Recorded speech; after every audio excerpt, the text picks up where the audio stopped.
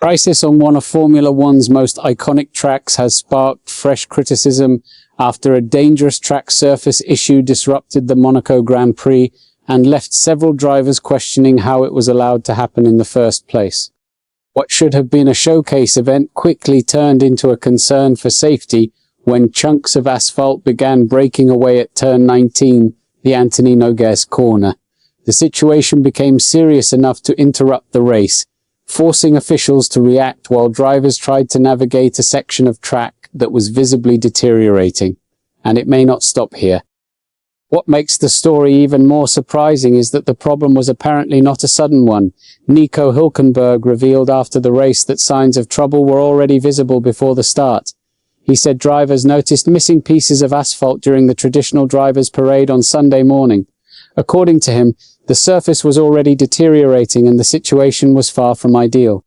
His comments suggest that concerns existed long before the race reached its most dramatic moments.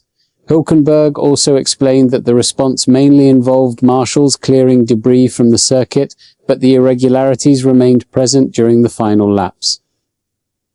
That's the real issue. And this is where the situation becomes serious. The discussion was no longer just about racing lines or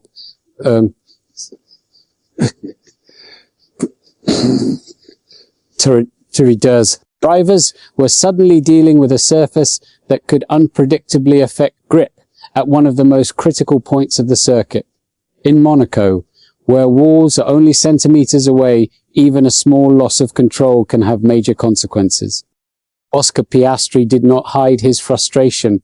While securing an important result, the McLaren driver described the situation as unacceptable. He explained that after the restart, drivers kept moving further away from the damaged area because driving over it felt extremely risky. He said that if a car went slightly beyond the racing line, it was like driving on ice.